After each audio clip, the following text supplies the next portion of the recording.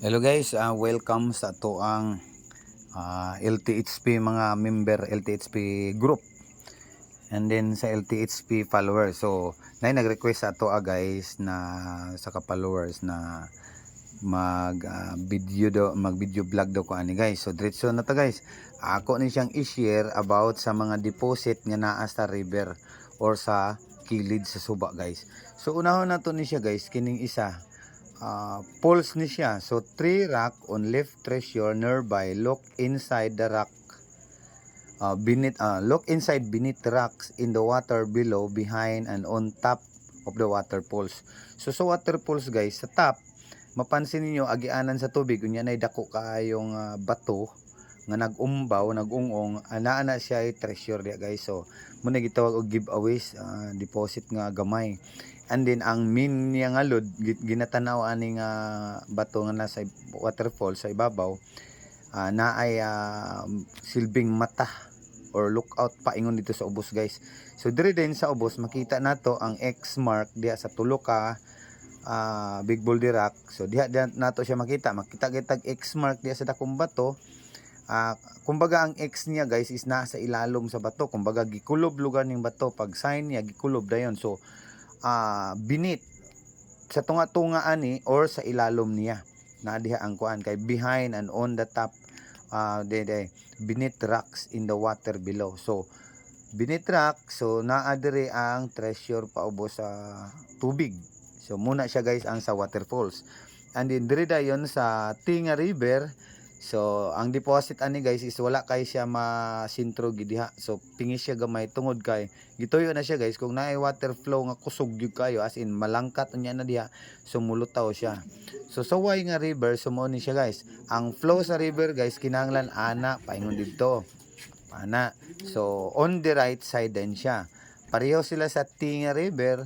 So on the right side pero before mag-T. Before mag-T, wala sa after. So sa sigsag nga river guys, inani kanang nay zigzag siya niya, naay liko kay kurbada, labi na og pangpang ni diri dapit. So kasagara gid diha ginabutang ang treasure. So sa L River, 90 degree nga pagka L. So siyempre diha sa iyang siku. So mo din siya ang letter Z.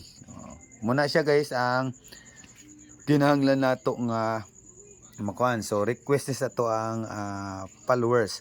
So the Japanese military would bury a smaller deposit inside the river bank. So maglubong daw sila og treasure kanang mga ang Japanese military ay smaller deposit gagmay sa river banks. So ang river banks is diri sa ubos kining bagsakan sa tubig. So inside or under large rock sitting in the water. So pangitaon nimo ang bato nga naglingkod diha sa tubig gid mismo. So munay lisod guys. Pero kung ganahan mo og mga treasure deposit nga nasa falls, diha gid sa waterbed, diha gid sa ambakan sa tubig. Kay mo may ginaingon diri nga mo nay gusto nila. So treasure deposit have been found in areas where Japanese soldiers used to communally bath together in large natural pool. So kanang diha sila maligo ba? So ilang kaliguanan. And in these sites are usually marked with stone turtles, frog or fish symbols or stone sheep that represent this animal. All these creation are pointing in the direction of the where is deposit is hiding will be found. So meaning kung for example guys makita kag falls unya naay waterbed diri, naay kaliguanan ang bakanan, naay mga dagkong bato, kung wala kay makita da nga X marker unya diri sa tabok naa kay makita nga turtle or isda, basta kay kuan siya kining mga animals nga nagpuyo sa tubig. So syempre guys kung turtle sample magtan-aw gina siya diha.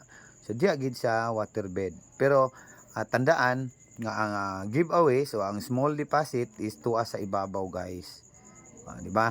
So kung dito ka sa ibabaw patubang ka sa pahulog sa poles, ang giveaway sana on your left side. So dakong bato nga left side. Tapos ang dako nga deposit right side. So pa right side po siya pero dito na siya sa waterbed. So dito na siya sa ubos guys. Okay. So muna guys ang request ni shout out kanimo diha bro mo na iyang request no. So another topic sad ta kung gusto ninyo nga kuan i-chat kuan lang ninyo unsay atong i-topic sunod guys. So thanks for watching and God bless.